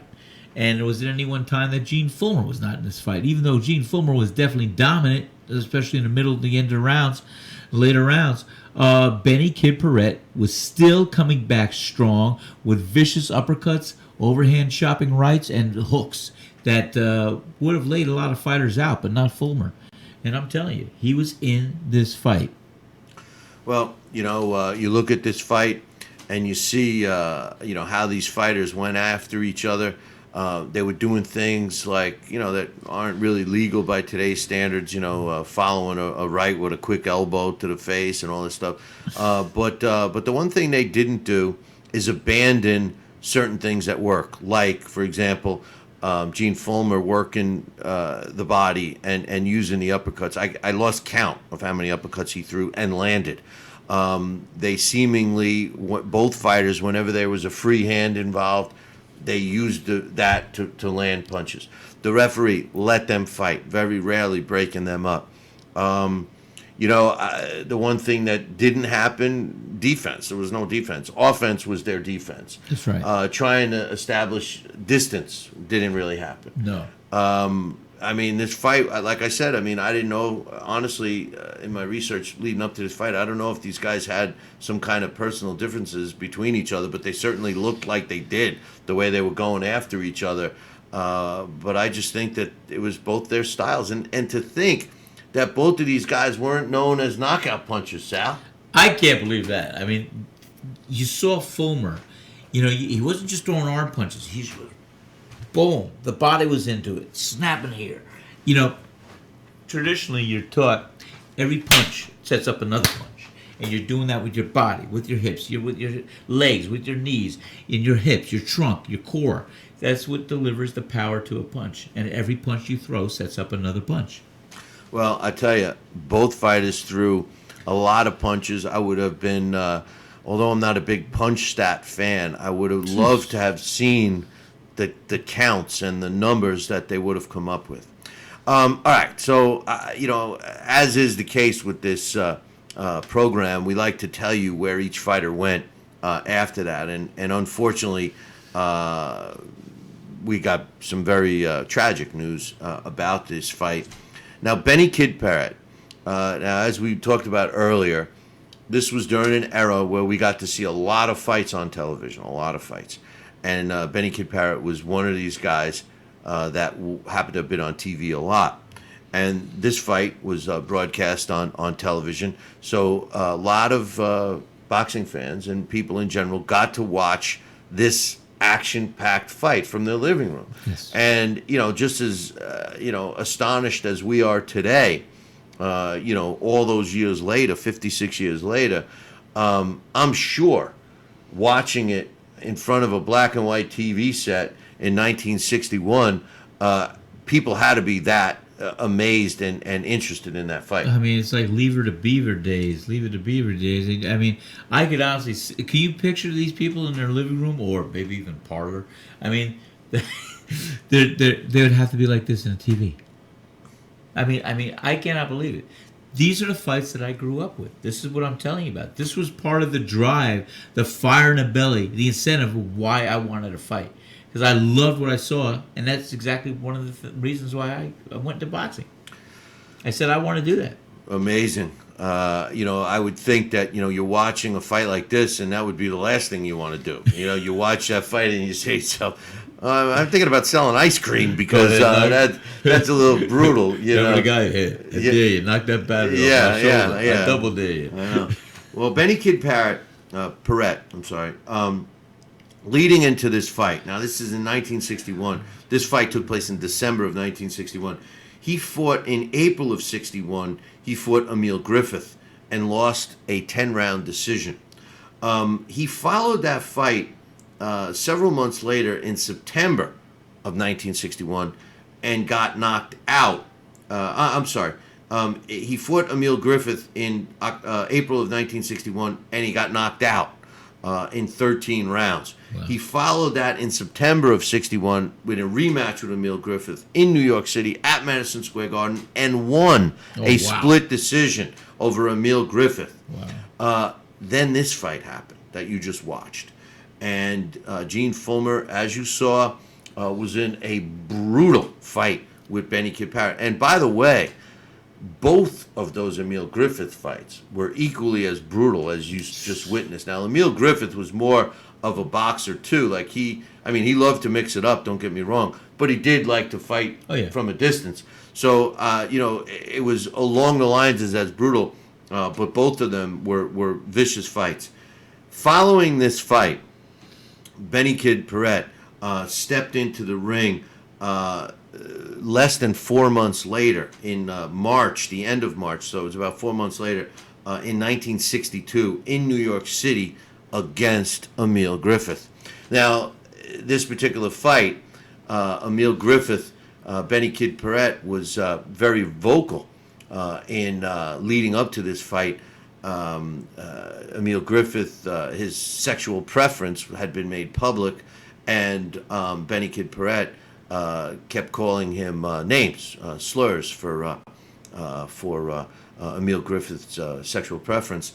And as a result, Emile Griffith, who normally was a warrior in the ring, but never really as viciously tried to hurt someone as he did in that fight. And he kept, and he was in control of this fight. Many people that watched the fight between Benny Kid Paret and Emile Griffith, the final fight that took place in March of 1962, noticed a very big difference in Kid Paret. And experts feel that this fight that we just witnessed was instrumental in Benny Kid Paret not being himself. How much was he himself? Well, the fight was stopped in the 12th round due to the beating that Benny Kid Paret was taken. And then 10 days later, on April 3rd of 1962, at 25 years old, Benny Kid Paret died. He had slipped into a coma immediately after this fight and eventually died from the beating. Now, people went on to say that the fight, that he was killed by Emile Griffith.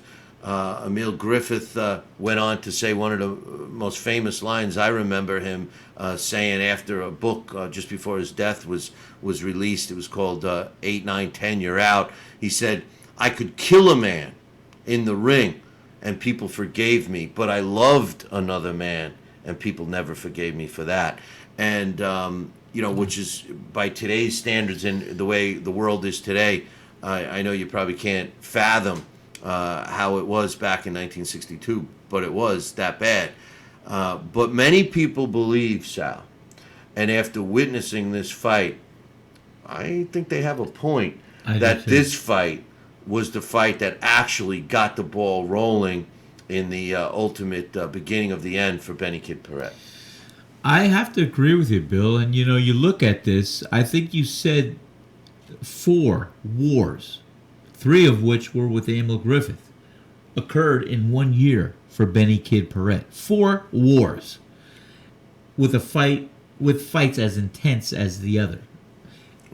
Well, not to interrupt you, but the other fight he fought in 1961, he lost too against Gaspar Ortega in another war that went 10 rounds. So I mean, he was in 5 brutal wars, and those are all the fights he fought in 1 year. In 1 year, we're lucky if they fight 3 fights in a year. Now they're winning Fighter of the Year awards.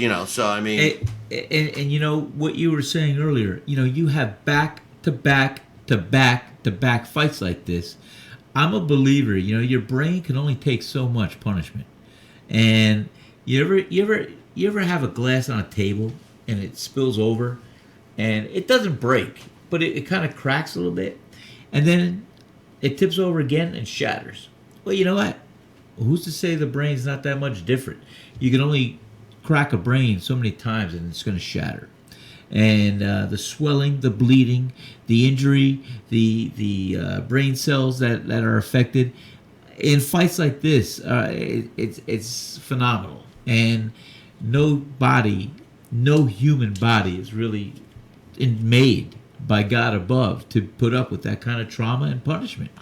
And I think that those fights cumulatively in that course of a year, especially the one you and I just witnessed with Gene Gullmer, could have been the fight that preceded the ultimate fight that Benny Kid Paret lost his life from. Another thing that's changed is medical technologies. Rules of the game have changed.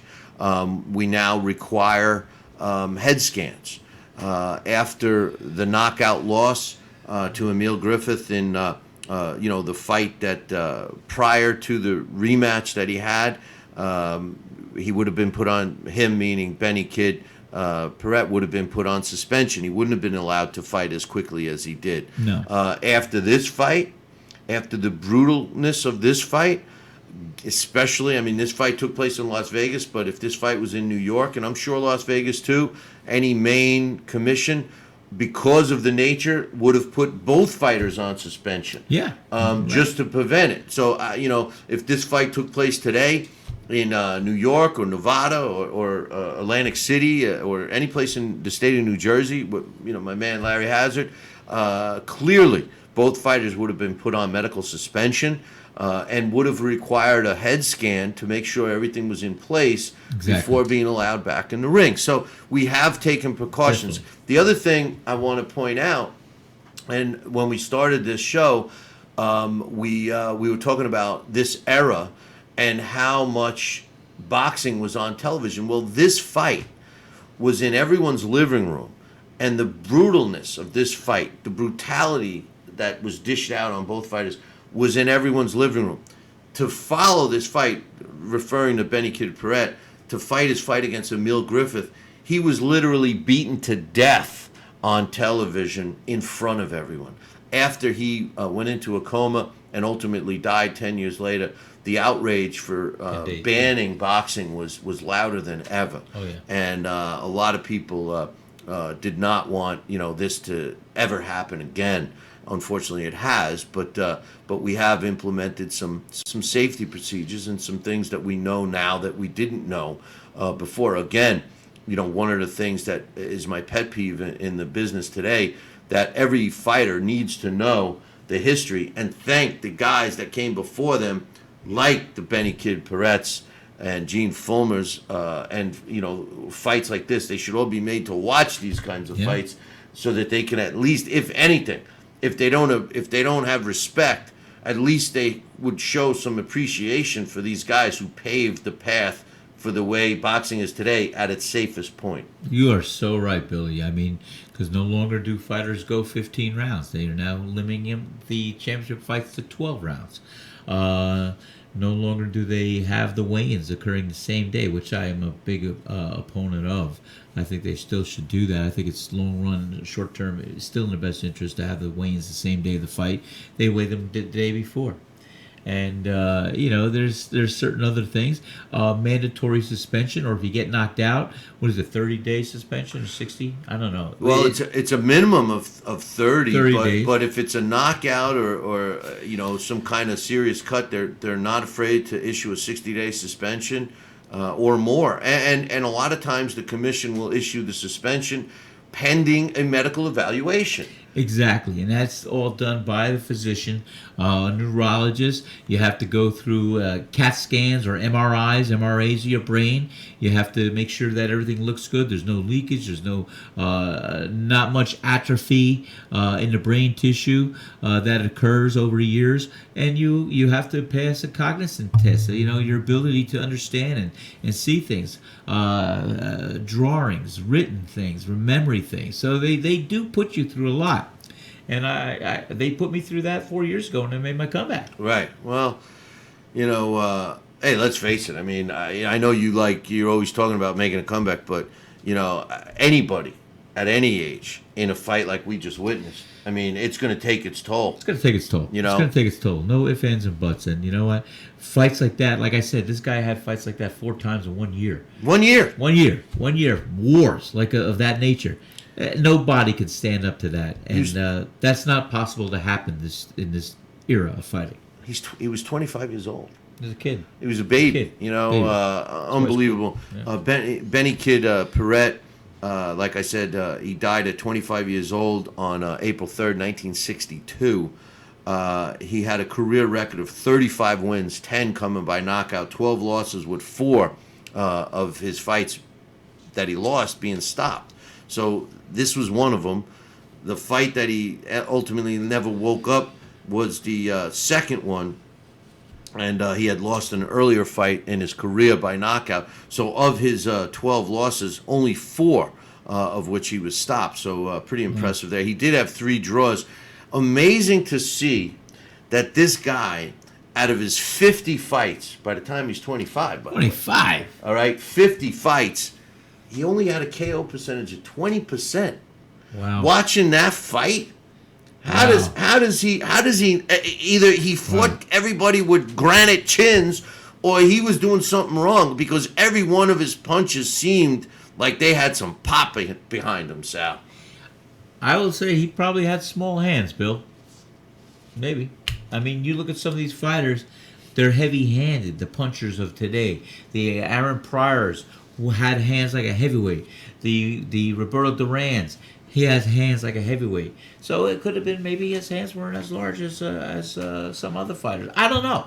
But the bottom line is, the viciousness or the intent of how he threw and delivered those punches, by all standards, they should have been devastating punches, and they should have done damage. But neither here nor there. Maybe fighters took a little bit more punishment back then. Maybe it was all relative to the weight of the person fighting the same weight. I don't know. Did I mention they had smaller gloves too? They had smaller gloves too. They were like ski mitts. Yeah. I mean, it's amazing. And that's another thing today. They fight with larger gloves today. Not pillows, but they are heavier. Were these gloves that we saw that fight? What are they? 6 ounce? They were 6. They were 6. Now 6 they ounce. fight that weight class fights with 10-ounce gloves. 10-ounce gloves. Middleweights. So right? that's 4 additional ounces of padding to maybe cushion the fist and everything else. So it does help. It's not the end all to safety, but it does help a bit. And every little bit of help, it does help a bit. Well, the thing is that whether he has big hands or small hands, I don't know. But the truth of the matter is that he was delivering his punches the way you should. He wasn't slapping. There was a couple times he hit with the heel of his glove, but he wasn't slapping or anything. I'm amazed that he had such a low KO percentage. Well, and that's the only reference why I made the comment about hands. I don't know how big his hands are. He could have had catcher's mitts for hands. I don't know. But the bottom line is, you would have thought, with a guy delivering and executing those punches. I mean, he too, like Fulmer, looked like he got his whole body and the points and the trunk into the punch, behind that punch. And, not a lot of people could stand up to a well-executed punch.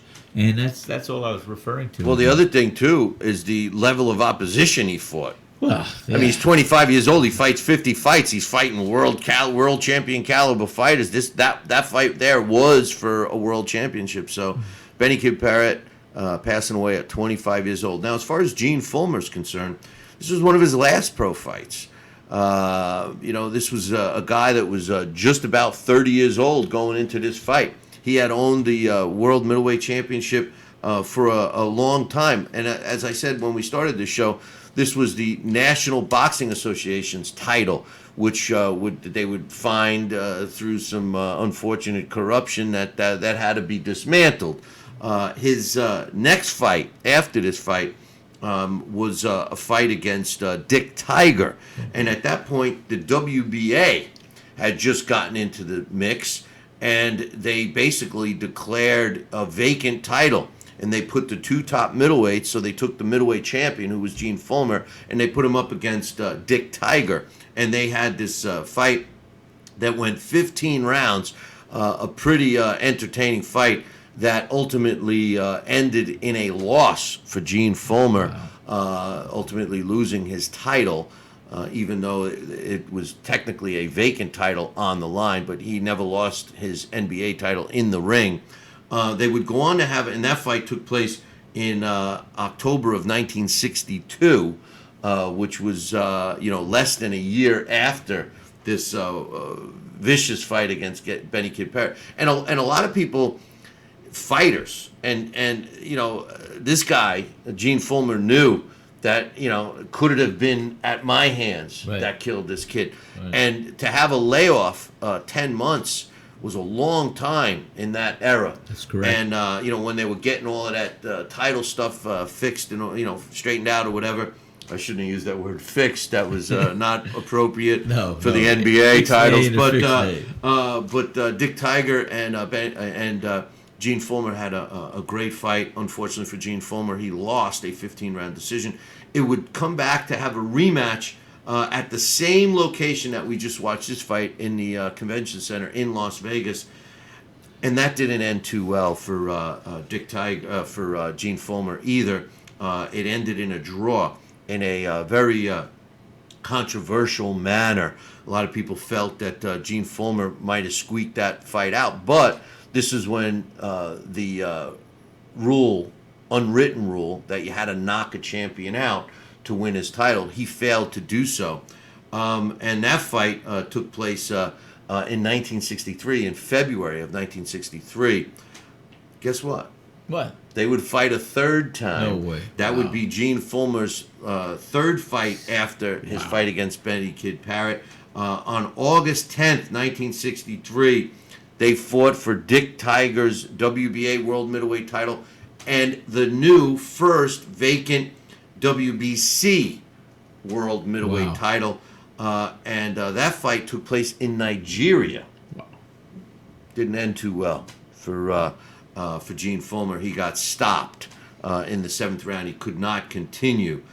So we were talking about Benny Kid Paret in back-to-back vicious fights. So was Gene Fullmer. Yeah. Oh, yeah. I can imagine. I can only imagine. Back-to-back fights, Gene Fullmer knocking out Benny Kid Paret. We just witnessed that one, losing a 15-round decision to Dick Tiger, following that fight with a 15-round draw to Dick Tiger, if you look at it that way, and then being stopped, couldn't continue after the 7th round. That was the final fight of Gene Fullmer's career. And what a career it was, Sal. 64 fights. Wow. Only 14 more than Benny Kid Paret. Wow. But 55 wins, 24 coming by knockout. He only had 6 losses, in which he was only stopped twice, one of which was his last fight against Dick Tiger. He had 3 draws. And again, Sal, I pose you this question. For a guy that you witnessed landing and delivering that much fight, to have a 38% knockout ratio, I'm shocked at that. I just can't believe it. It's phenomenal because, as I was pointing out during the course of that fight, you saw he got his leverage, his points, his body behind those punches. They weren't just arm punches. They were coming from the shift of the heel, the toe, the knee, the hips, the trunk, the core. They were delivered from the shoulder. They weren't arm punches. They were boom. It was a tough punch. All of them. Well, Gene Fulmer, unlike Benny Kid Paret, Gene Fulmer lived a very full and successful life. He went back to Utah, basically set up. He had two brothers that also fought, the Fulmer brothers, and Gene Fulmer set up basically a compound, and they all have property there. Jay, I believe, is the last brother that's still alive. And he might have just passed away. But speaking of passing away, he was 83 years old when he passed away, basically in April of 2015. So it wasn't that long ago. Yeah, no. It wasn't that long ago. Gene Fulmer inducted into the International Boxing Hall of Fame in 1991. So Hall of Famer, and we got to see why he was a Hall of Famer. A warrior Hall of Famer. Well, listen. I had another great time on Billy C's Boxing Revisited. You just watched Gene Fulmer defend his title against Benny Kid Paret in a brutal fight. Both Sal and I called that fight like we were watching it for the first time. You know why? Because we were. We were watching it for the first time. I mean, I had seen clips of the fight. I actually didn't tell Sal how it ended, but I knew that the fight ended via a 10th round knockout, but that's it. I saw the knockout in the past, but I never saw the rounds leading up to it until just now. And what an experience that was. I think I'm going to be thinking about this fight for a long time. Billy, you and I too, and I'll tell you what, we'll probably talk about it on the show. But I thank you so much for this opportunity. I loved it. I had such a great afternoon. Speaking of shows, don't forget to tune into our show. We broadcast daily, the Talking Boxing with Billy C show, Monday through Friday from 8 to 10 a.m. Eastern Time. Check your TV listings because we're on a lot of channels throughout the U.S. and radio dial. We're on many channels throughout the U.S. and Canada on the radio. But don't worry about it because we upload a copy up on YouTube every single day. So just visit our website, www.billycboxing.com, and get all the information. One final time, I want to thank all of the people that made this show possible. The Sea Palms Resort, where we're broadcasting from right now. I want to thank all the powers that be at Sea Palms. Make sure you plan on visiting the Sea Palms Resort for your next outing on St. Simon's Island in Georgia. Beautiful place. It's like the land that time forgot. I love it here. And if I had Sal's money, I'd be living here just like Sal. But check out their website, seapalms.com. I also want to thank Steve Lott of Boxing Hall of Fame Incorporated for making available the footage and film that you watched with us today. Thanks, Steve. Great job. We're looking forward to a long relationship. I also want to thank my man Lewis from Lee Wow Media. He's been working very hard for us and making these things possible. So thank you, Lou. I also want to thank my team, Billy C Boxing. And like I used to say to the kids, there's no I in team because without the guys around me, Dax and Alex and Sal and all the viewers and my man Larry Hazard and Coach who inputs all the time and all the writers that we have from England and all over the world, I thank all you guys for making it happen. And one final thank. We know Jeremy. He's the producer from KHZ Media. He's locked up in the back. We're going to let him out. Dinner's coming, Jeremy. Jeremy, as soon as you're done in 6 more hours, we're going to throw you a sandwich. But, hey, we had a great time. We hope you tune in for the next episode of Billy C's Boxing Revisited. Until then, we'll leave you with this. Ciao, baby.